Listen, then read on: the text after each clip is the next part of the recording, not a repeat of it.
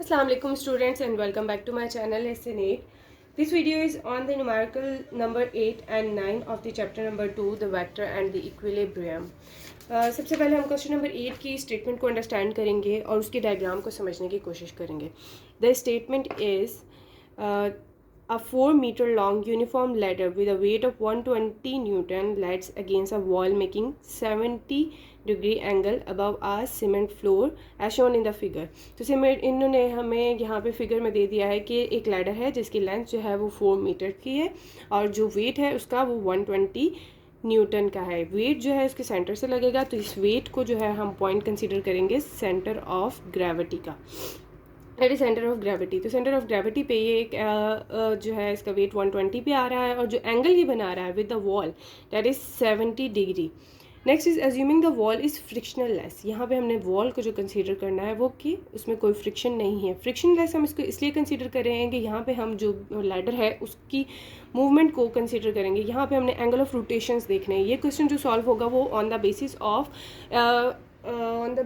Of equilibrium होगा. तो concept equilibrium का अप्लाई करेंगे. इक्विलिब्रियम में दो कंडीशंस आ जाएंगी. फर्स्ट कंडीशन ऑफ इक्विलिब्रियम में हमने फोर्सेस देखनी है जिसके ऊपर अप्लाई हो रही हैं, और सेकंड कंडीशन में हम टॉर्क को फोकस पे रखेंगे. और टॉर्क तभी होगा जब इसके अंदर कोई टर्निंग इफेक्ट आएगा. तो टर्निंग इफेक्ट होने के लिए ये ज़रूरी है कि वॉल इसमें फ्रिक्शनल लेस हो, जो कि इस पर फोर्स अप्लाई करे या ये उसके साथ अगर हैंग अप हो रही है तो due to frictional less surface ये रोटेट कर जाए.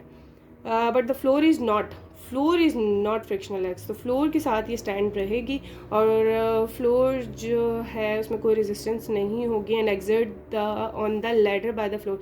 ठीक है, आपने जो फाइंड करना है इसमें डिटरमाइन करना है कि force exerted on the ladder bye the floor and by the wall. दो चीज़ें फाइंड करनी है कि कौन जो फोर्स एक्सर्ट करे, यानी कि FW आपने इसमें फाइंड करनी है.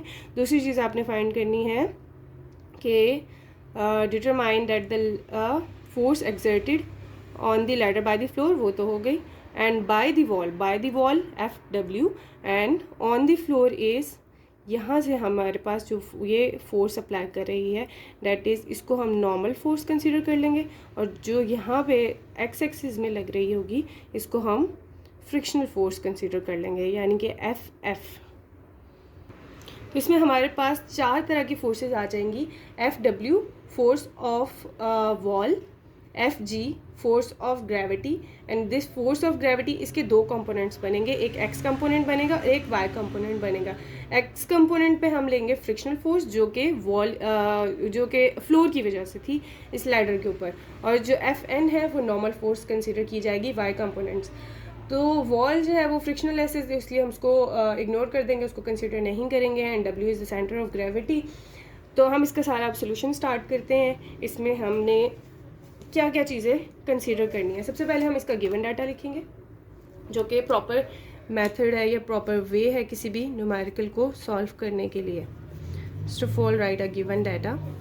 What is given in this? सबसे पहली चीज़ हमारी गिवन है लेंथ ऑफ द लैडर. तो हम यहाँ पे मेंशन कर देंगे जी length of the ladder. Length कितनी गिवन है हमें? 4 metre. Length is 4 metre. Next is weight of the ladder. Weight of the ladder W is equals to 120 Newton. Next is angle given है हमें जो कि लैडर बना रही है.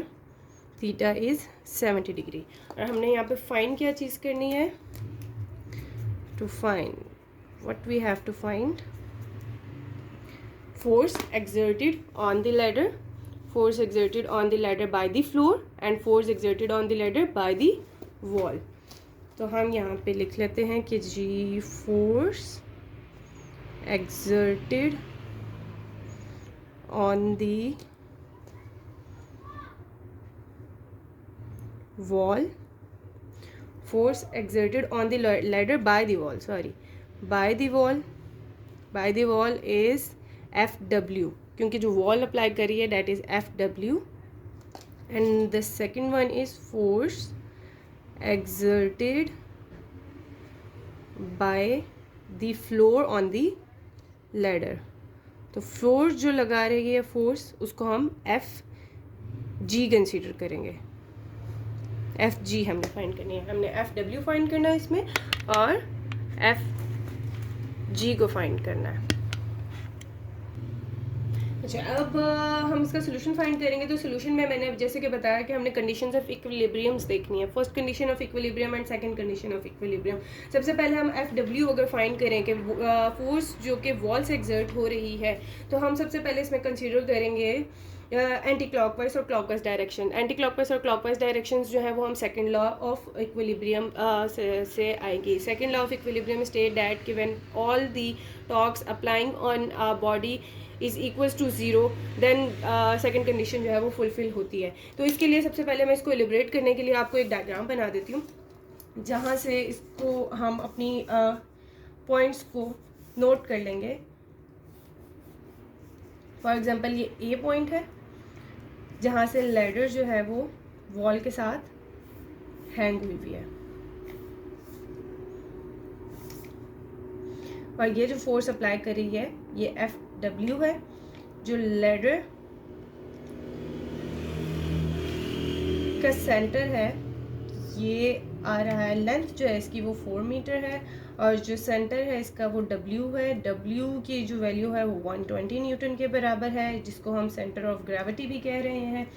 और यहाँ से हमने ये पॉइंट बी को कंसीडर करना है, और पॉइंट ए पे जो है यहाँ हमने देखना है कि हम एक पॉइंट को कंसीडर कर लेंगे जो एक्सिस ऑफ रोटेशन है, क्योंकि हम यहाँ पे फाइंड कर रहे हैं टॉर्क। टॉर्क की बात तब होगी जब टॉर्क जो है वो कोई रोटेशंस होती हैं। जब भी कोई रोटेशन होगी, रोटेशन जहाँ पे भी होती है वहाँ टॉर्क अप्लाई हो रहा है। तो हम एक सपोज करेंगे, लेट करेंगे कि या तो ए पॉइंट रोटेट करेगा जब कोई फोर्स अप्लाई होगी, या बी पॉइंट रोटेट करेगा। तो लेट से मैं कहती हूँ कि ए पॉइंट रोटेट करेगा। ए पॉइंट एंटी क्लॉकवाइज किन कंडीशंस में रोटेट करेगा और क्लॉकवाइज किन कंडीशंस में रोटेट करेगा। क्लॉकवाइज डायरेक्शन में क्लॉकवाइज ये तब रोटेट करेगा, let me close it, right. Clockwise ये तब मूव करेगा जब यहाँ पे under the action of weight ये मूव करेगा, क्योंकि वेट नीचे की तरफ है, वॉल हमने कहा था कि फ्रिक्शनल लेस है। जब ये नीचे की तरफ मूव करेगा इस डायरेक्शन में clockwise under the action of weight, under the action of weight ये क्लॉकवाइज डायरेक्शन में मूव करेगा। और जो एफ डब्ल्यू है, फोर्स जो वॉल की लग रही है, वॉल की फोर्सेस की वजह से ये एंटी क्लॉकवाइज डायरेक्शन में लैडर मूव कर जाएगी। तो clockwise direction is due to the weight and anti clockwise direction is due to the force exerted by the wall. और हमने क्वेश्चन में अभी देखा कि हमने फाइंड करना है force exerted by the wall. इसको फाइंड करने के लिए हमें चाहिए होंगे मोमेंट्स ऑफ आर्म। जब मोमेंट्स ऑफ आर्म हम कंसीडर करेंगे तो मोमेंट ऑफ आर्म जो कंसीडर किया जाता है is from a force is a point, moment of arm is a point where force is applied perpendicularly। तो perpendicular force जब अप्लाई हो रही होगी, यहाँ से हम ये moment of arm F W अगर हम एंटी क्लॉकवाइज डायरेक्शन को कंसिडर करें तो यहाँ पे ये इसके बन जाएगी वाई एक्सिस, और ये बन जाएंगे इसके एक्स एक्सिस। वाई एक्सिस के लिए लेट्स से लेंथ, इसको हम वाई कंसिडर कर लेते हैं। जब मैं इसको एल वाई कंसिडर कर लूँगी तो ये इक्वल हो जाएगी एल साइन थीटा के, और जब मैं इस साइड को कंसीडर करूँगी L X is equals to L cos theta. और लेंथ जो इसकी कंसीडर की जाएगी वो कंसीडर होगी पूरी जो लेंथ लैडर की है, तो इसको हम 4 ही कंसीडर करेंगे। और एल एक्स एक्सिस पे अगर हम आएँ तो यहाँ पे वेट लग रहा है, और ये हाफ होगा। यहाँ की जो फोर्स अप्लाई हो रही है एक्स एक्सिस पे, ये हाफ उसके एक्सिस पे लगेगी, तो यानी कि 4 इसको हमें कंसीडर करूँगी 4/2, तो ये हाफ हो जाएगी। 2 cos theta is equals to L X and L Y is equals to 4 sin theta. तो बाकी का सोल्यूशन हम इसका स्टार्ट करते हैं। तो सबसे पहले हम यहाँ पे क्या लिखेंगे कि एंटी क्लॉकवाइज डायरेक्शन या anti clockwise torque is due to force of wall. Force of wall is FW. Then magnitude, इसके लिए हमें magnitude चाहिए होगा obviously। magnitude of F W हमने फाइंड करना है। मैग्नीट्यूड ऑफ एफ डब्ल्यू हम कैसे फाइंड करेंगे, उसके लिए हमें मोमेंट ऑफ आर्म चाहिए। Moment of arm, moment of arm of F W is equals to, जैसे मैंने कि अभी बताया कि moment of arm is a point where force is applied perpendicularly. तो परपेंडिकुलर फोर्स जो है वो हमारी एफ डब्ल्यू पे लग रही है, और इसकी हम जो है हॉरिजॉन्टल वर्टिकल कंपोनेंट्स को कंसीडर करेंगे। जब वर्टिकल कंपोनेंट्स कंसीडर करेंगे तो ये एल साइन थीटा हो जाएगा। वर्टिकल कंपोनेंट पे हमेशा जो है वो साइन थीटा लगता है, और हॉरिजॉन्टल कंपोनेंट्स पे हम कॉस थीटा अप्लाई करते हैं। तो एल साइन थीटा, एल की वैल्यू हो गई 4 metres, and sine theta angle जो बन रहा है वो डेट इज़ 70 डिग्री। तो 70 कंसीडर करेंगे। कैलकुलेट करते हैं इसकी वैल्यूज़ को, तो ये क्या आ जाएंगी, sine 70 multiply by 4, 3.758 metres. Okay, then हमने एंटी क्लॉकवाइज टॉर्क फाइंड करना है। Anti clockwise torque, moment of arm हमने इसलिए फाइंड किया कि torque is equals to force into moment of arm. तो फोर्स एफ डब्ल्यू हमने फाइंड करनी है, और मोमेंट ऑफ आर्म की वैल्यू जो आ गई 3.76 मीटर्स। ये जो अभी हमने फाइंड किया that is our anti clockwise torque. ये था हमारा एंटी क्लॉकवाइज टॉर्क, और अब हमने जो फाइंड करना है वो हमने फाइंड करना है क्लॉकवाइज टॉर्क। मैं इसको हाईलाइट कर देती हूँ कि हमें याद रहे कि ये जो हमने फाइंड किया है ये था हमारा एंटी क्लॉकवाइज टॉर्क, और जो हम चीज़ इसमें फाइंड कर रहे हैं वो है हमारी एफ डब्ल्यू की value. Okay, now will find clockwise torque. Clockwise torque जो है, मैंने क्या बताया था कि clockwise torque is due to weight of the ladder. Clockwise torque is due to the weight of the ladder that is W. तो इसका magnitude कितना था, जो कि हमें गिवन डाटा में दिया गया था। Magnitude of the wait was 120 Newton, and the moment of arm जब हम इसकी फाइंड करेंगे, moment of arm of W is L cos theta. इसके लिए हमने जो फाइंड करना है, वेट की वजह से जो लिया था एल कॉस थीटा, और वेट की 4/2 इसकी हम वैल्यू लेंगे, क्योंकि हाफ करा लैडर का जो वेट लग रहा है वो, या सेंटर ऑफ ग्रेविटी बन रहा है, वो हाफ लेंथ पे बन रहा होता है, इसलिए हम इसको कंसिडर करेंगे 4/2 cos theta, and 4/2 is 2 cos 70 degree. 70 calculate कर लेते हैं, cos 70 इंटू 2, ये आ गई वैल्यू हमारे पास 0.68 मीटर्स। ये मोमेंट ऑफ आर्म की वैल्यू आ गई। अब हम फाइंड करेंगे clockwise torque. Clockwise torque is equals to W into moment of arm of W, जो कि 0.68 है, और वेट की वैल्यू जो मैग्नीट्यूड है इसका 120 newton. 120 newton into 0.68 metres, 120 into 0.68, ये आ गया 81.6 न्यूटन मीटर। अब यहाँ से हम कंपैरिजन करेंगे क्लॉकवाइज और एंटी क्लॉकवाइज टॉर्क्स का। ये क्लॉकवाइज टॉर्क की वैल्यू थी हमारी, और जो पीछे हमने फाइंड की थी वो anti clockwise. Then according to second condition of equilibrium. According to the second condition of equilibrium, anti-clockwise torque is equals to clockwise torque.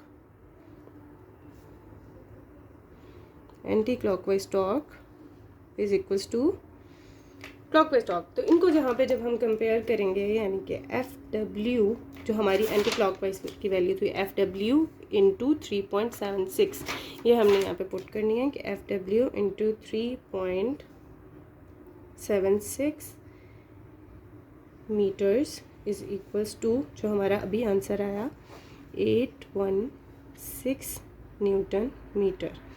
F W left side पे ही रहेगा और राइट साइड पे हम डिवाइड करा देंगे, क्योंकि यहाँ मल्टीप्लाई हो जाएगा, जब लेफ्ट राइट पे जाएगा तो वो डिवाइड हो जाएगा। 3.76 मीटर से हम इसको डिवाइड करा देंगे, मीटर मीटर से कैंसिल हो जाएगा, एंड फोर्स का यूनिट जो है वो हमें पता है न्यूटन है, न्यूटन रिमेनिंग रह जाएगा।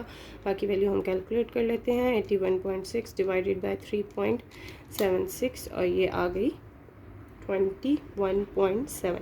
इसको हम राउंड ऑफ कर लेते हैं तो ये वैल्यू बन जाएगी 22 न्यूटन्स, जो कि हमारा फर्स्ट आंसर है किस चीज़ का, force exerted by the wall. Okay, the next part is, हमने जो सेकंड चीज़ फाइंड करनी है, force exerted by the floor, F G. अब एफ जी जो हम फाइंड करेंगे according to the first condition of equilibrium.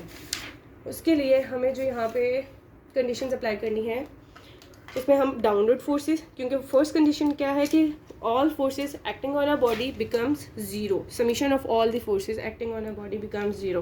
तो now we are applying for the second part the first condition of equilibrium.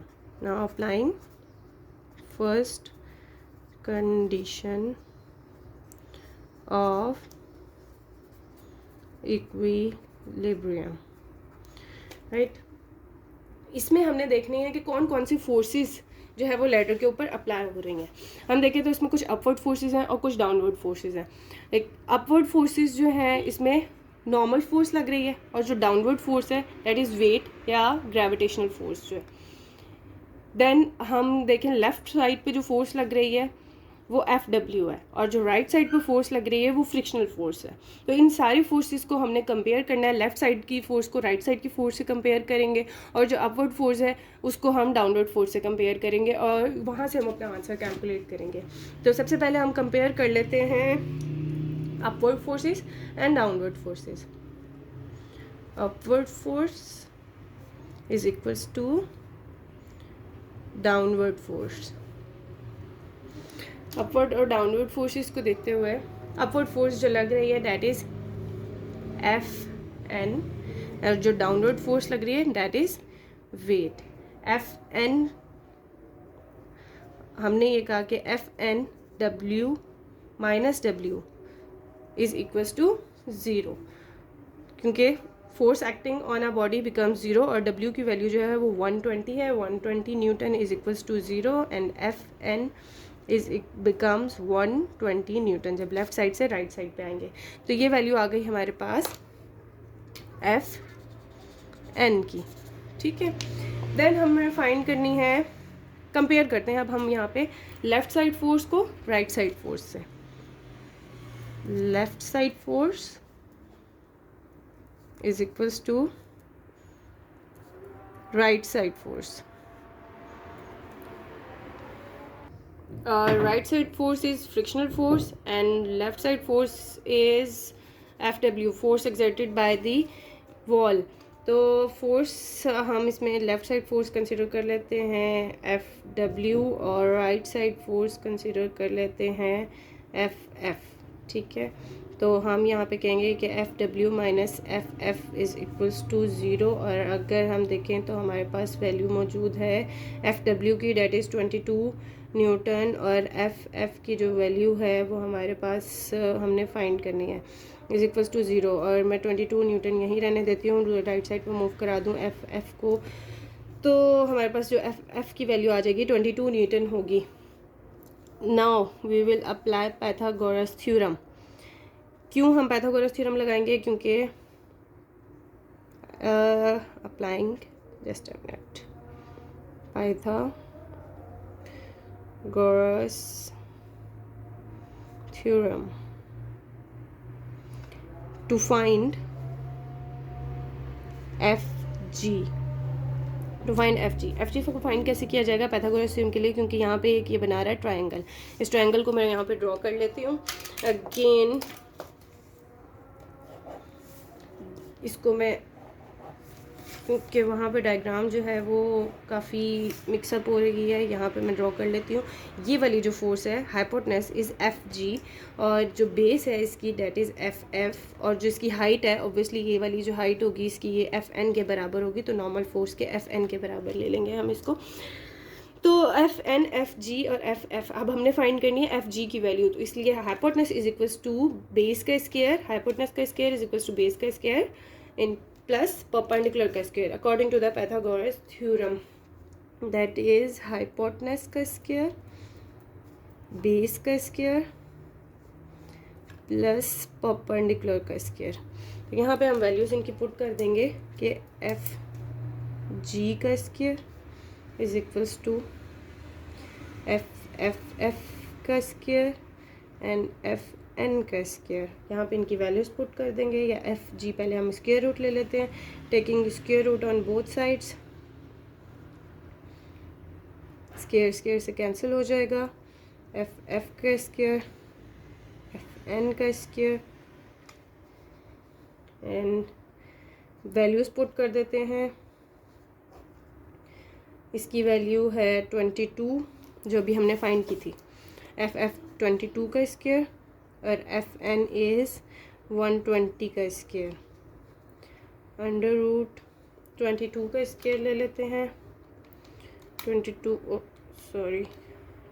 का square is 484 plus 120 का square is 14400, इनको सम किया 484 और इनका मैंने अंडर रूट ले लिया, तो ये आ गया 122। एफ जी की वैल्यू जो हमारे पास आई दैट इज़ 122, और क्वेश्चन में सिर्फ एक ही आंसर गिवन है, जबकि दूसरा भी आपने फाइंड करना था। फर्स्ट आंसर जो हमारा आया था, क्योंकि क्वेश्चन में दो चीज़ें पूछी गई हैं, force exerted on the ladder by the floor and by the wall, तो बाय दी वॉल जो हमने फाइंड किया था हमारा आंसर था 22 न्यूटन, और बाय दी फ्लोर जो आया वो 122 न्यूटन है।